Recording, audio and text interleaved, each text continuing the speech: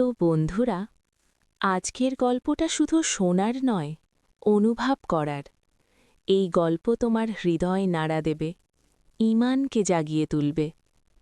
গ্রামে এক মানুষ ছিল যাকে সবাই খারাপ ভাবত, বলতো নামাজ ঠিকমতো পড়ে না, রোজা রাখে না, বেকার বসে থাকে। কিন্তু কেউ জানত না, রাতে অন্ধকারে সে ছিল আল্লাহর ঘনিষ্ঠ একজন অলি। পাহাড় জঙ্গল পেরিয়ে ইবাদতে ডুবে যেত।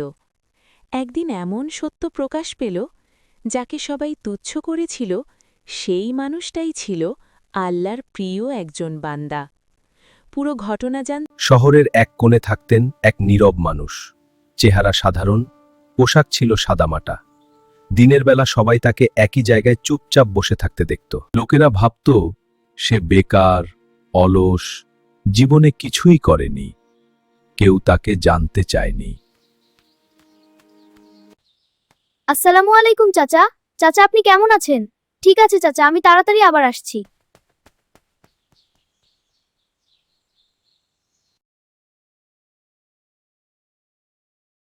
চাচা আপনি কি করেন? খুব কম নামাজ পড়েন, আজকাল তো দেখিই না। আমরা আপনাকে কিছুই করতে দেখি না, সারাক্ষণ এখানেই বসে থাকেন। কারণটা কি বলুন? বাবা, আমি আর কি করব বলো? কিছু কথা আছে যা মুখে বলা যায় না। কিছু পথ আছে যেখানে একা চলতে হয়। আমি এখানে বসে থাকি, এরও একটা কারণ আছে। আর মসজিদে আমাকে তোমরা দেখতে পাও না, এরও যে কারণ আছে বাবা।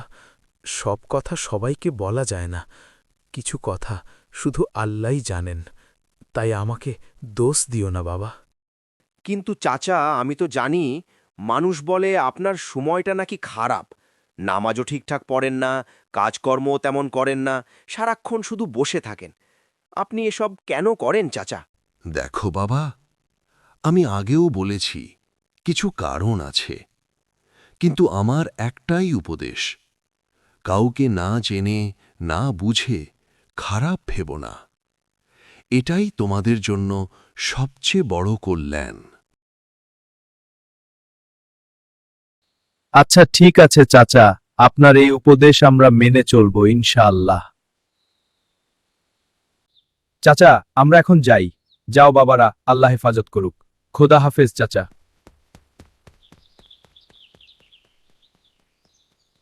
আল্লাহ আল্লাহ আল্লাহ। ও আল্লাহ, আমি তো আপনারই একজন বান্দা। আপনি ছাড়া আমার আর কেউ নেই। আপনার তো অনেক বান্দা আছে আল্লাহ। তারা কত সুন্দর ইবাদত করে, কত মনোযোগ দিয়ে আপনাকে ডাকে। আমি তো তেমন পারি না আল্লাহ। তবুও আপনি আমাকে আপনার ইবাদত করার ইচ্ছা দিয়েছেন, এই নিয়ামতই আমার জন্য অনেক। ও আল্লাহ, আপনি আমার দোয়ার যোগ্যতা দিন। আমার এই ভাঙা দোয়াটুকু আপনি কবুল করে নিন। আমার জীবন, চলাফেরা, নিঃশ্বাস সব কিছুই তো আপনি আল্লাহ। আপনি ছাড়া আমার আর কিছুই নেই। ও আল্লাহ, আপনি ছাড়া আমার আর কেউ নেই।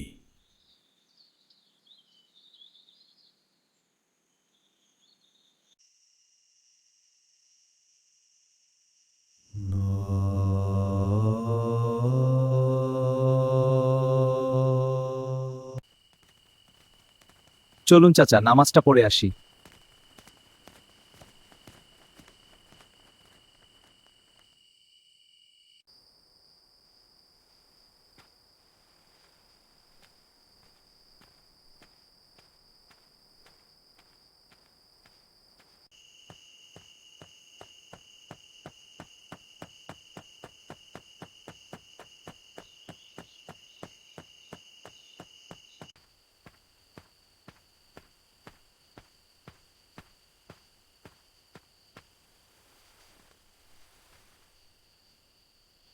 ও আল্লাহ, আমি জানি আমি খুব দুর্বল। আপনার সামনে দাঁড়ালে আমার কিছুই বলার থাকে না। তবুও আজ আবার আপনার কাছেই চলে এলাম আল্লাহ। আমি যেমনটা আছি, ভাঙা, ক্লান্ত চুপচাপ ঠিক তেমন অবস্থাতেই আপনার সামনে দাঁড়িয়ে আছি।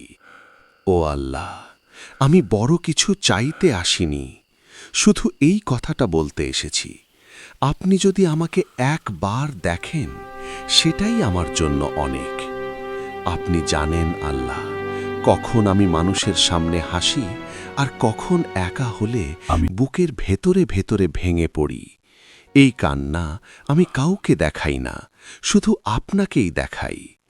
আমি বারবার ভুল করি আল্লাহ, তবুও আপনি আমাকে আপনার দরজা থেকে ফিরিয়ে দেন না। এই দয়ার কথা ভাবলেই আমি আপনার সামনে লজ্জায় নুয়ে পড়ি। ও আল্লাহ, মানুষ আমাকে বুঝুক বা না বুঝুক, আপনি যেন আমাকে ভুলে না যান। আমার জীবন, আমার নিঃশ্বাস আর শেষ যে ফিরে আসা, সেটাও যেন আপনার দিকেই হয় আল্লাহ।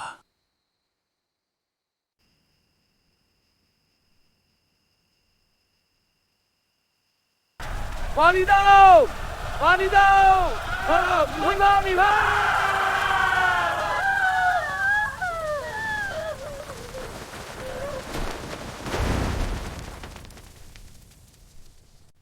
আমার ঘরটাই ছিল সব, আমার আর কিছু নেই, বাপ নেই, মা নেই, এই ঘরটাই ছিল সম্বল।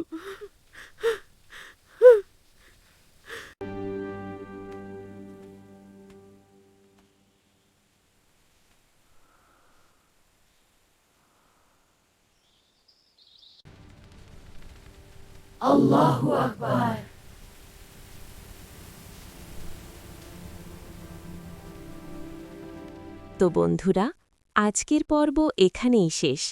আগামী পর্ব দেখতে এখনই চ্যানেলটি সাবস্ক্রাইব করুন, লাইক দিন আর কমেন্টে জানান আপনারা কি পরের পর্বটি দেখতে চান।